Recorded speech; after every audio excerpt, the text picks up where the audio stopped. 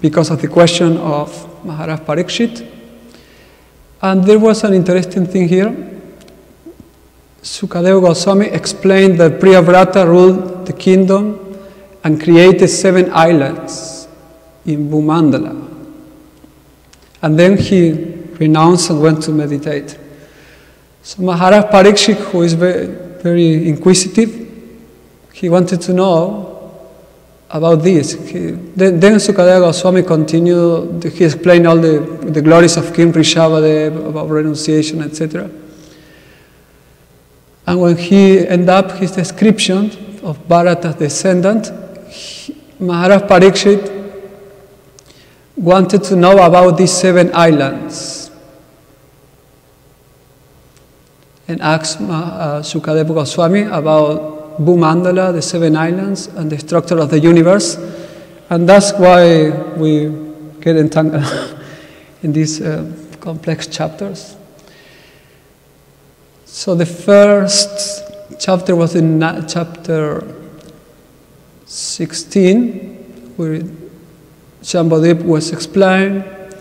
Then the scriptures of Jambudvip, Sumeru, the descent of the Ganga Devi in Bhumandala. Then prayers, and it's like a trap. Then Sukadeva Goswami started taking us for different parts of the universe, showing how the Supreme Lord is worshipped everywhere. So these are the prayers of the residents of Jambudvip. The last chapter we were reading was a description of islands of Bhumandala. And now we are in the description of the movement of the sun, moon, and other planets. So we are here. The movement of the sun is the chapter, and it's divided in 4 parts. The first section is the diameter and division of the universe. Then text 3 to 11 is the sun movement and under the Supreme Lord's control. Then 12 to 16, the description of sun god chariot. 17 to 18, 60,000 Valikilias, who are very tiny living entities, saintly, worship the sun god.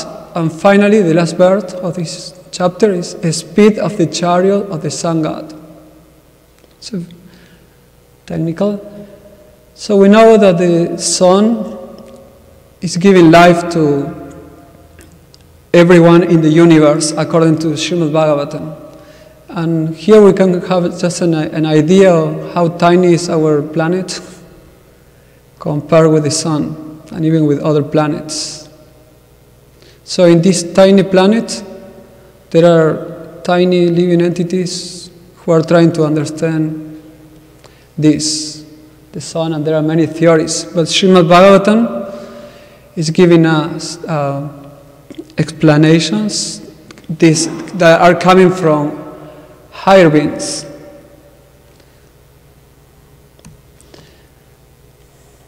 So these are the descriptions of the great souls, the acharyas. So Daito, can you read? Shukadeva Goswami said, "My dear king, I have thus far described the diameter of the universe, 50 crores or yojanas, or 4 billion miles, and its general characteristics according to the estimations of learned scholars. As a grain of wheat is divided into 2 parts, and one can estimate the size of the upper part by knowing that of the lower, so expert geographers instruct. One can understand the measurements of the upper part of the universe by knowing those of the lower part. The sky between the earthly sphere and heavenly sphere is called antariksha, or outer space. It adjoins the top of the sphere of earth and the bottom of that of heaven." So we read all these parts, so I'm going far. Maybe someone else. Who is sleeping? Okay. You can read. In the midst of that region of outer space, Antarikshya is the most opulent sun, the king of all the planets that emanate heat, such as the moon, By the influence of its radiation, the sun heats the universe and maintains its proper order. It also gives light to help all living entities see while passing toward the north, toward the south, or through the equator. In accordance with the order of the Supreme Personality of Godhead, it is said to move slowly, swiftly, or moderately, according to its movements in rising above, going beneath, or passing through the equator, and correspondingly coming in touch with various signs. The zodiac headed by Makara, Capricorn, days and nights are short, long, or equal to one another. Okay, Srila Prabhupada, I will skip these verses now. Srila Prabhupada's main point here is the Mayadakshena Prakriti. The Supreme Lord is controlling all movements in the universe. He also quotes Brahma Samhita regarding the sun is moving under the direction of the Supreme Lord. And there are different descriptions. So the second section is, this is the verse from today, the description of Sun God's chariot. Thus the chariot of the Sun God, which is Trayamaya, or worshipped by the words Om Bhurvaswa, travels through the 4 residences mentioned above at a speed of 3,400,800 yojanas, approximately 27,206,400 miles in a muhurta. What we'll see here is that the Sun God is being worshipped and through the mantra Gayatri. The mantra Gayatri is Om Bhurvaswa Swah. There are many spiritual traditions in India that they chant the mantra Gayatri and they have different understandings. But the Vaishnava understanding is that we are worshipping Krishna through the Sun God. And this is also the understanding of the Srimad Bhagvatam. In this chapter, we will see that the Sun God is being worshipped.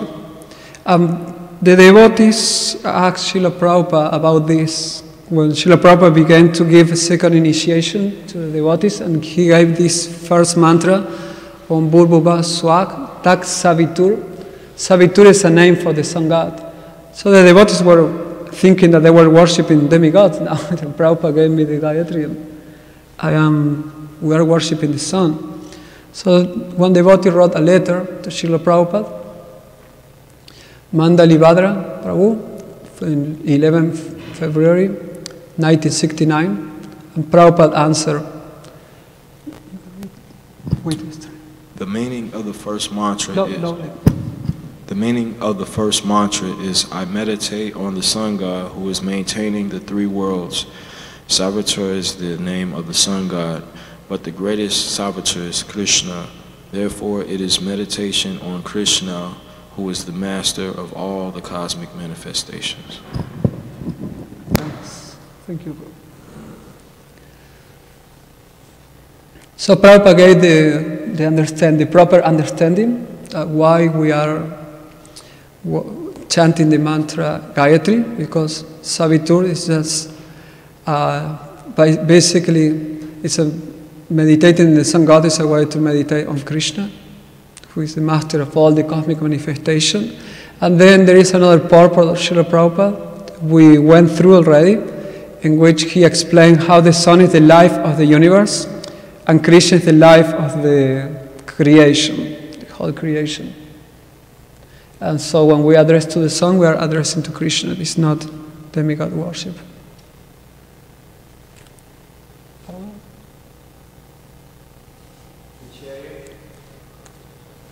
Chariot of the Sun God has only one wheel, which is known as Samvatsara. The 12 months are calculated to with its 12 spokes. The 6 seasons are the section of its rim, and the 3 Chaturmasya periods are its 3-section hub. One side of the axle carrying the wheel rests upon the summit of Mount Sumeru, and the other rests upon Manasotra mountain. Affixed to the outer end of the axle, the wheel continuously rotates on Manasotro mountain like the wheel of an oil pressing machine. So I was seeing how the devotees study this fifth canto. There is a booklet on the Srimad Bhagavatam, and when come this chapter 16 to 26, they have only one page. and there is one question for each chapter, and the only question for this chapter is give a description of the chariot, the representation of the chariot. And I think it's one of the most interesting points, because this we can understand how time is working and how the sun is affecting the whole universe through this understanding of the chariot. The 12 months are calculated as 12 spokes in the wheel. You have 12 spokes, and each one are the months. So while the sun is, we can just picture how the sun, the chariot of the sun is going through the universe, the months are passing on. And in the previous verse, it was described how the sun is making day and night according to the position. And when in one direction of the earth is day, in another, in the opposite direction is night, like that.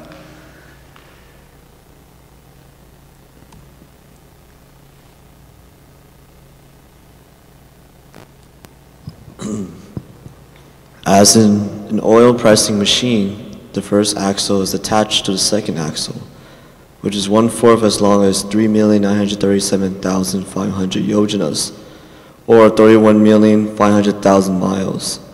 The upper end of this second axle is attached to the Dhruvaloka by a rope of wind.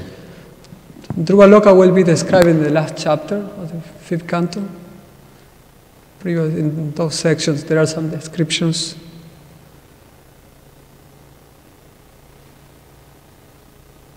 Direct. My dear king, the carriage of the sun god's chariot is estimated to be 3,600,000 yojanas, 28,800,000 miles long, and 1/4 as wide, 900,000 yojanas, or 7,200,000 miles. The chariot's horses, which are named after Gayatri and other Vedic meters, are harnessed by Arunadev to a yoke that is also 900,000 yojanas wide. This chariot continuously carries the sun god.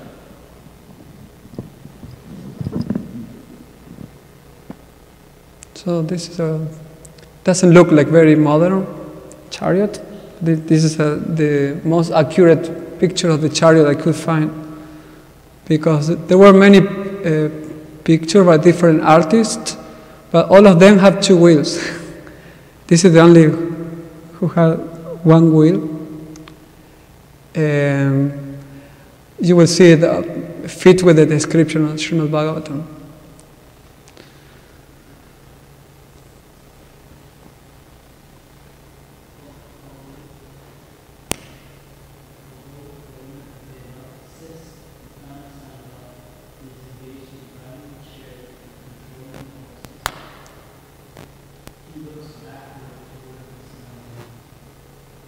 It's interesting how he's driving. Instead of looking on the front, he's looking at the sun god. That shows the aspect of culture, respectful to the sun, Surya. And here we see his personality that has a rope. Before was described about Dhruvaloka, but I don't know how it is represents Dhruvaloka, we don't know, but it may be. Srimad Bhagavatam. So Prabhupada explained in his purport.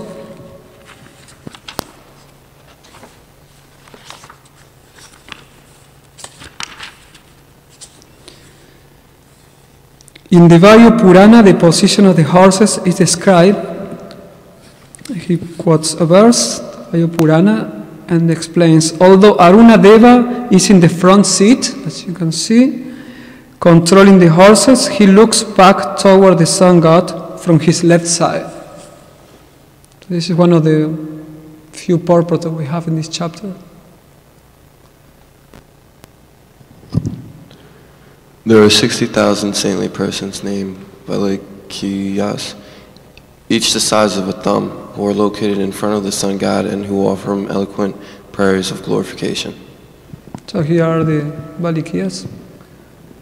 This is the size of a thumb. It's very interesting. They are very tiny, but they are great personalities.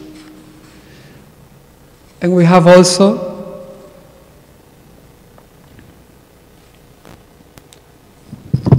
similarly 14 other saints, Gandharvas, Apsaras, Nagas, Yaksas, Rakshasas, and demigods who are divided into groups of 2, assume different names every month and continuously perform different ritualistic ceremonies to worship the Supreme Lord as the most powerful demigod, Suryadeva, who holds many names. So there are many personalities worshipping the sun god, but with the understanding that they are worshipping the Supreme Lord.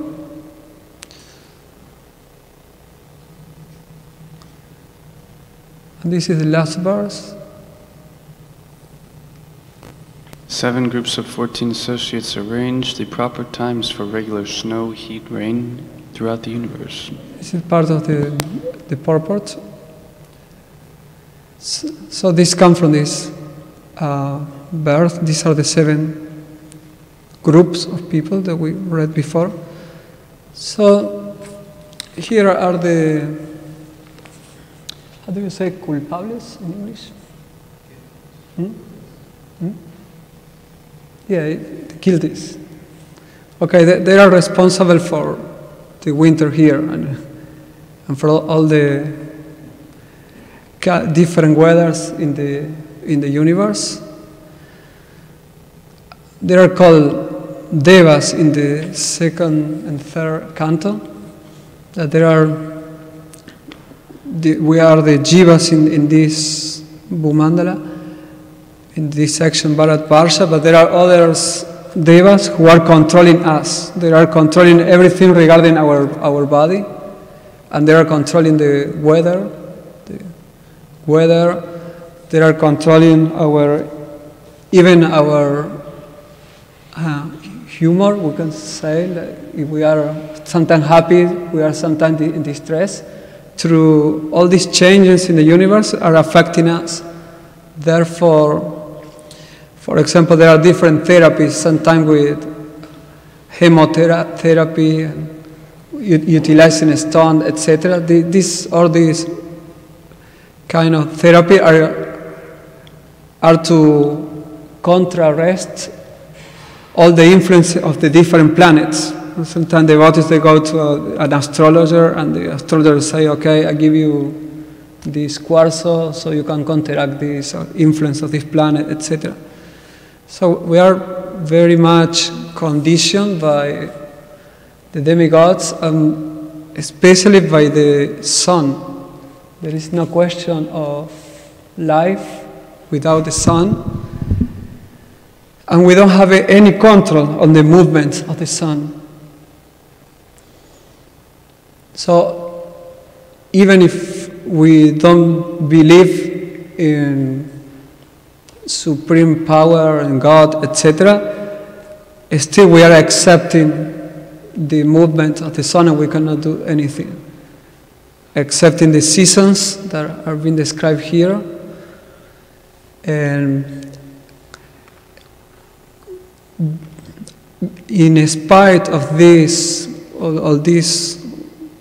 all these changes and things that are out of our control, still the jiva is described in Bhagavad Gita as Purusha, the enjoyer.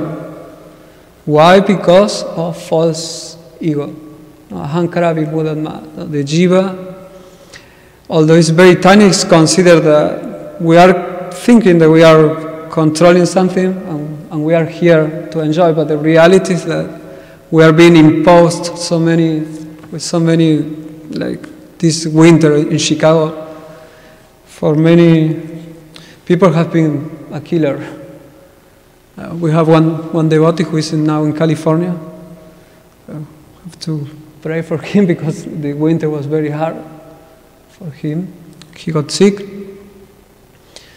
So what we are depending on everything. Therefore, the devas, they also worship the sun god with the understanding that he is the Supreme Lord. But they have respect for the planet. Like Etaja Krishna was describing how the Maya, Aztecas, Incas, the Egyptians, they also worship the sun because they were culture. So they were worshipping and understanding that there are supreme power. But nowadays in our society, we have many intelligent people, but we are lacking in one point, that is understanding that we are not the supreme in this planet, that there are life in other planets, and there are life there exists another dimension, like a spiritual dimension, etc. And because nothing is there, not understanding of another personalities beside us, we are not developing any respect for the outside world. But a devotee who understands the explanations, the essence of the explanation, that there is a person behind the sun, there are many personalities there that are controlling, then those who have that understanding, they develop at least respect for everything that is around you, because there are persons who are providing that. Not only Krishna, but through Krishna they are providing us with light, for example, light and air, etc. This is not free. Nothing is free in this universe, but we have to pay that. And we are indebted to the demigods because of that. With the Varshi Bhutapta, Rinam Pitrinam, Nakinkaroyanam, Renicha Rajam. We have debt to all these great personalities, even rishis, because they give us knowledge, and to the sun because it gives us heat, to our parents, the Varshi Bhutapta, Rinam Bhutapta, or any type of other living entities, kings, like president, etc. Somehow we are indebted to everyone. But if we surrender to Krishna, if we worship Krishna, then we are worshipping, or we are paying this debt through the chanting to the Sankirtan Yagya. We don't have any, according to Srimad Bhagvatam, we are free from the debt. A devotee is someone who cares about this material creation, respect the material creation. Jnani, Mayavadis, they don't respect the material creation because they say this is all Maya. It's just an illusion. They're Mayavadis, they see only Maya. But a devotee tries to see the connection with Krishna, with everything. And that is reflected in the behavior of a pure devotee. If you observe Srila Prabhupada, how careful he was with the material nature. And he gave us the understanding, yes, this is illusion, the illusion is in your mind, it's in our mind, that we see everything is connected to Krishna, therefore it's Maya. But Prabhupada was seeing Krishna. He has the Yomam Pasyati Sarvatra, his vision is see Krishna. So therefore, even when he was drinking water, it's a perfect act he was doing. The way he was handled the cup, bring it to his mouth, and the way he may sign a check. I always remember a video of Srila Prabhupada signing a check, like he's dealing with material affairs supposedly, but he's doing this in a very majestic way for Krishna. And he will take care in the temple that no water will be spoiled, that everything. So this is Krishna consciousness. It's shown in every act. Krishna consciousness is not in a conversation. show other. And the glorification of Krishna is not meant, is especially meant through hearing and chanting, but it's also, we glorify Krishna through our acts. And we can see that in the pure devotees. There are, in our seniors, devotees, our spiritual master, they observe them that they're really careful with material nature, how they utilize everything, even their clothes, everything they take care of. That's something that we can take from, at least, that being a transcendentalist doesn't mean to be a crazy man who doesn't care about anything else and only cares about transcendental topics, and then is not aware of their surroundings or the respect for other people and respect for even for the environment. Like, I don't know why I'm talking this, but it's something that I always appreciate when there are descriptions of the universe, etc. How everything is sacred somehow because it's connected to Krishna. So, is there any questions or comments? 19 is the last verse. I think that you read the last paragraph. I can read. 19 is it? Yes, 19. Yes, you're right. I read the 18. Okay, 19 is, my dear king, in his orbit through Bhumandala, the sun god travels a distance of 90,100,000 yojanas at the speed of 2,000 yojanas and 2 crosses in a moment. So, that's end the Bhaktivedanta purport of the 5th canto, 21st chapter of the Srimad Bhagavatam, entitled The Movement of the Sun. And that ends my service. So, okay. Thank you, Prabhu. My first question was, the sun god, we hear he's an expansion of Narayan. We hear that Narayan sits within the sun. We hear that Surya is a demigod. So, what is the position of Surya Dev? Is he an avatar, an expansion, or a jiva? And the demigods, generally, it's not recommended that we worship them. So, except for perhaps like in the mood of devotees, like worshipping Lord Shiva as the greatest Vaishnav. Some devotees, some demigods though, we don't stress worship of. We stress worship of pure devotees. So, can you explain more the position of Suryadev?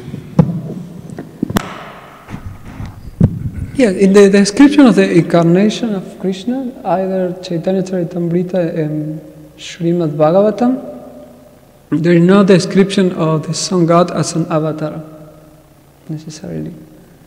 Not even as, I didn't see description as a Shakti Avesha avatar. But we can understand through, I was reading a book from Satchidananda Swami, that the Savitur is a name of Surya. He's known for many names, the sun god. And one of the meaning is also Paramatma. And I want to, maybe it's here. I think Prabhupada mentioned something. So we understand him as Prabhupada explained in this section that the proper way to worship demigods, you can worship demigods as far as you understand that you are worshipping Krishna. Of course, this is not the process that we are following, but that's the proper process of worshipping demigods. Nico, this is really low.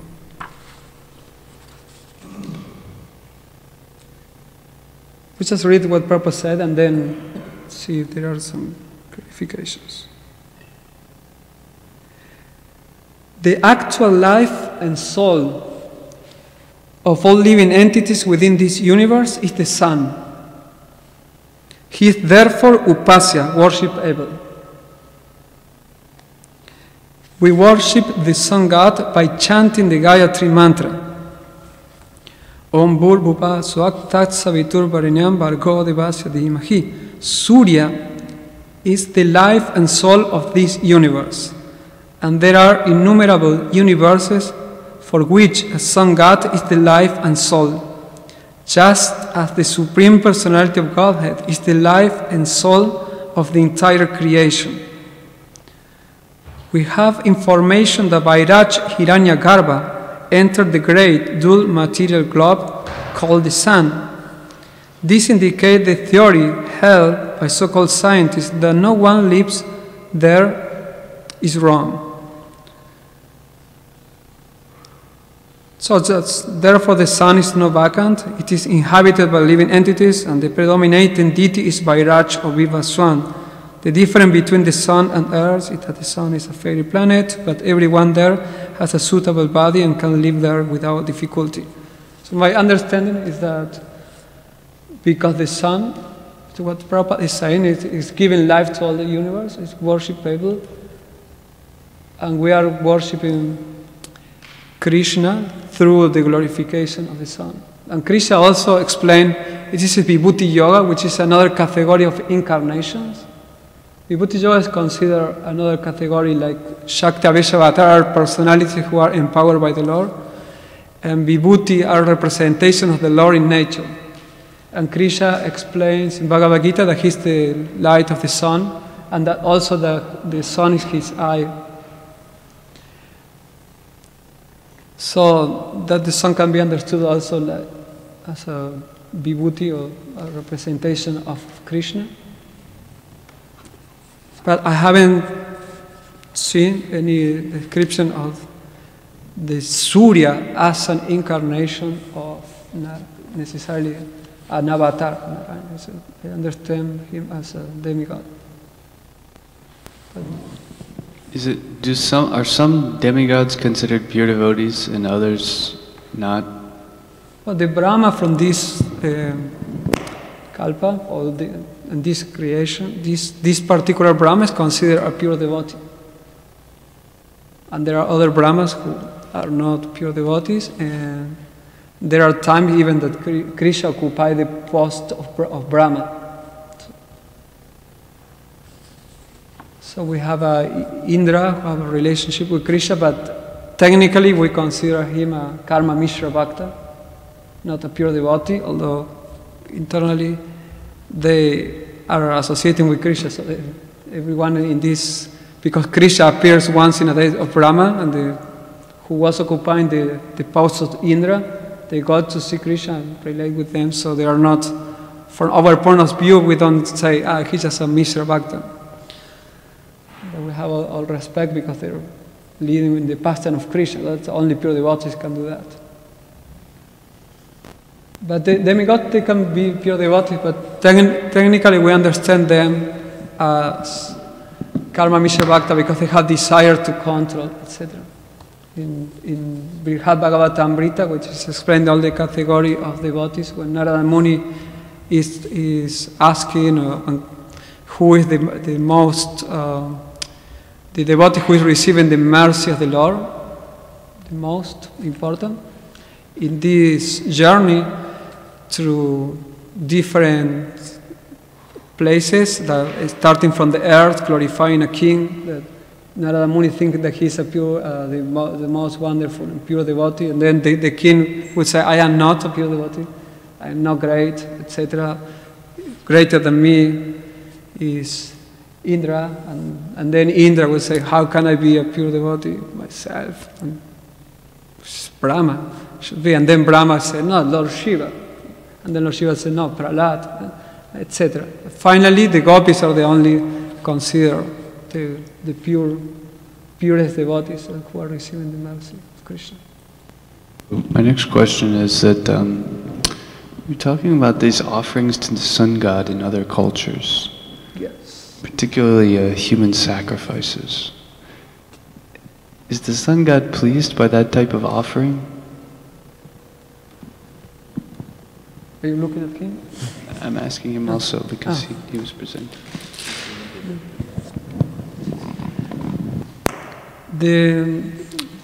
Where's the Bhagavad Gita? This is Avidi Purvakam. Avidi Purvakam is a word that Krishna used to explain that you are worshipping me in a wrong way. So whatever worship to the demigods, or like the sun, especially involving killing, it's like Durga. Durga, she was being worshipped by different types. We see even that they offer him human beings to Durga. We know that Santif tried to offer Jada Bharat to Durga, and she became very angry because he was a devotee.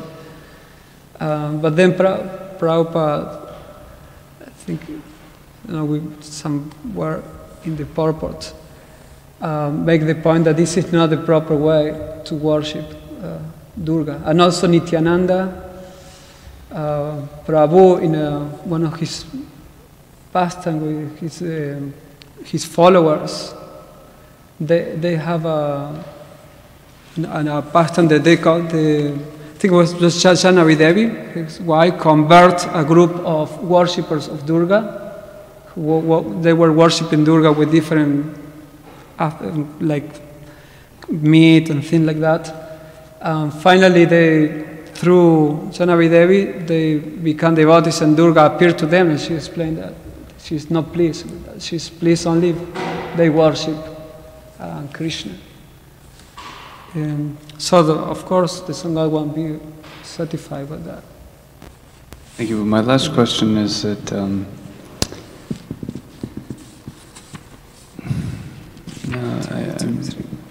forgetting it. The sun god, how does this relate to the planet? Because we're hearing the sun god is being pulled. Sometimes we hear that the sun globe is the effulgence of the sun god, but there's also living entities living there. So when we see the sun god being pulled on the chariot, he is the sun, or he is the personality, and his effulgence is what we see as the sun. Is that correct? And then there's some other living entities living in his effulgence, something like that. Well, we understand like the earth. Like the earth, we have Bhumi. Bhumi is the deity of the earth. But at the same time, the planet of earth is the planet itself. And people walk on the planet. But also when the deity of the earth, like Bhumi, when there are a problem or something, she may go to another place. But it's not like the earth go. Like when they went to see with Brahma and all of the demigods to see Kshirodakashayi Vishnu before Krishna appeared, it's not like the planets were going there. As far as we understand, the earth is here and the Bhumi goes. The sun is moving, but the sun god is different from the sun. That's my understanding why, because they are different, they can change also the post, the demigods. Prabhupada make a difference between even in his analogy, the light of the sun itself, and the deity of the sun, the personality. It's like in the spiritual planet, we have also Krishna there, and all the effulgence is coming from him, but still the spiritual planets are the spiritual planets. The effulgence come from his body. The effulgence of the sun is coming from the Brahma Jyoti, according to God. Yes. It's coming from the Brahma Jyoti. Don't ask me how. That. Is there water on the sun planet? Therefore, Is there water on the sun planet? Is water? I don't know. I haven't been there, but I guess it will be in form of cloud. If there is. Like landscape and trees and water and stuff. Yeah, the planet sun is. Prabhupada explained that. So it's like fire water. Yeah, there are many living entities who can live in the sun, but the bodies are predominantly made of sun, of light. Like in the earth, this should be called the water planet, because we are 70% made of water. The planet contains 70% of water and 30% of earth. So, but the bodies here are balanced with that. But in the planet Sun, yeah, our body is 70% water. Yes, more water. Therefore, we can fast for many days without solids, but fasting from water no more than 3 days, and then you're finished. It's very difficult. Continuation of Acharya Nishta's question. He was saying that you told that Brahma, our Brahma is only a pure devotee. Rest of the Brahmas, they are not pure devotee, like 10-headed and 1,000-headed. We don't know. There are personalities. Like it's independent. Like you can be a pure devotee. Like anyone can be a pure devotee. A demigod can be a pure devotee. A human being can be a pure devotee. Even a dog can become a pure devotee according. And so it's not. My point is, it's not the question of if you're a demigod, you cannot be a pure devotee. So there is not such an analysis. You may say that if you are inclined to the karma yoga, to the karma kanda section, or you have material desires, then you are not a pure devotee. But it doesn't have to do necessarily with your body, your type of body. So there can be. It's like a million people who have a lot of money. We say sometimes in the Bible that it's very difficult for them to enter in the kingdom of God because they have so much opulence. Bhogaishvarya prasaktanam prahita chetasanda. Those who are too attached to material enjoyment, it's difficult for them to have the vyapyatsamyadmika buddhi, a determination for devotional service. So in the heavenly planets there are too much enjoyment and also too much power, etc. It's difficult to perhaps to be superior, because if you are in this position, you may have some desires to be in that position of control. Like Lord Brahma, after he committed the mistake of stealing the cowherd boys and the cowherd, he was very sorry about that with Krishna, and he understood, okay, Krishna is the supreme.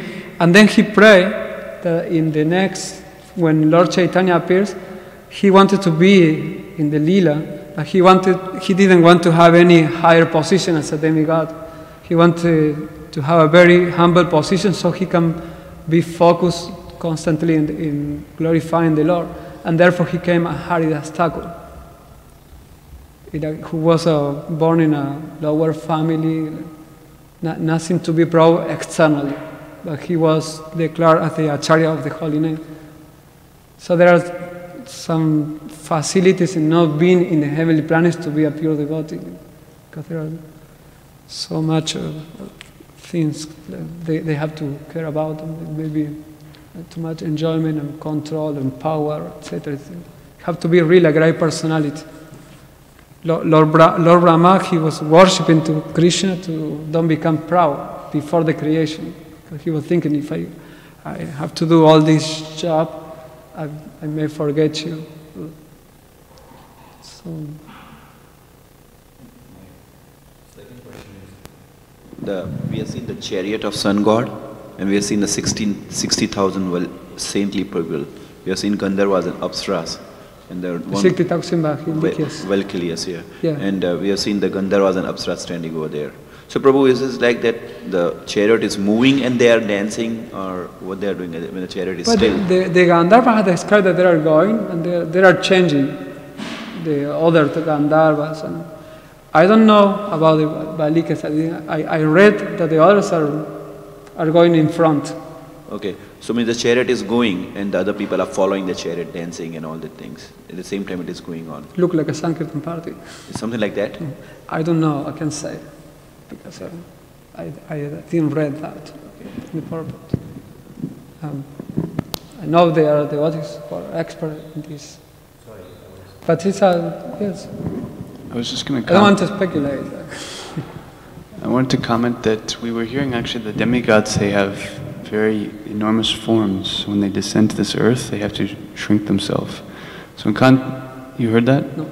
The demigods have very large form. Okay. So when they come to earth, they have to shrink themselves. So similarly, I was thinking it's very logical that the sun god is such a gigantic personality that the perhaps regular living entities would be the size of one of his thumbs, something like that. In other words, there's a difference between the position of demigods and the sages. So perhaps that they're very small, it reflects how the demigods have to shrink themselves to interact with human beings. It's just an idea, I'm not sure. I don't know about that. I know that the sky are very tiny, physically. Yeah, there are different dimensions that we have to understand. There are different dimensions. It's like the ants here.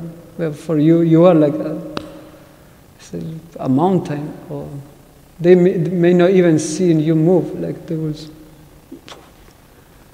So understanding those dimensions for us is what I try to understand from there is have the way they relate, like the respect, and there are many qualities that we see there in the heavenly planets, how they address these great personalities that we can see here, but the other things are difficult to see here in this to apply in our life. Like we can think about that, but what is applicable is the way there are many insights in the Bhagavatam. There how these great personalities are behaving with each other, that we can copy of that. We also can see here that in the earth, how the Vaishnavas behave with other great personalities, etc. I have a book if you want, if you like that. It's from Sadaputta Prabhu. I will talk about the dimensions like that. Can do. I don't have the name, but I have the book, so I can give you. It's based on the 5th chapter, on the 5th canto. And there are even articles about traveling through the time to time. So they went very deep on that topic. Okay. I think it's time. I'm sorry. I apologize. I just found out. I jumped to give the class because we didn't have anyone to give, and also these topics are the technical part. I don't know. I'm sorry if I didn't satisfy your answers. But if you can take something from this class, I would say that we have to be aware also of material nature as a part of Krishna. Not because we are pure devotees and we are seeing everything, but because we need to do that. Like how we treat even the washing machine, like everything that is surrounding us, we need to. We can apply this, how the universe is sacred also, and all the elements, earth, water, fire, etc., are related to Krishna. We can get a lot, or learn a lot by applying in our life how we treat even, although it seems like very materialistic, but it really is important, because we are living and conviving in each other here, and this is when we are careful in how we deal with even material things, respect and plates of the temple and dishes, etc., everything, then Krishna consciousness become more easier to practice for everyone. It's more the goodness.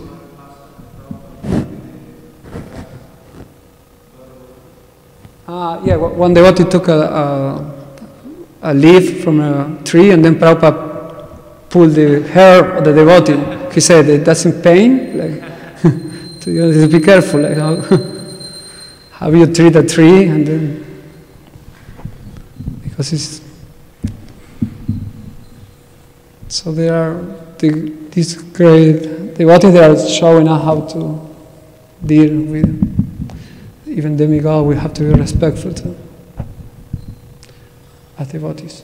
Okay, Srila Prabhupada ki, Srimad Bhagavatam ki.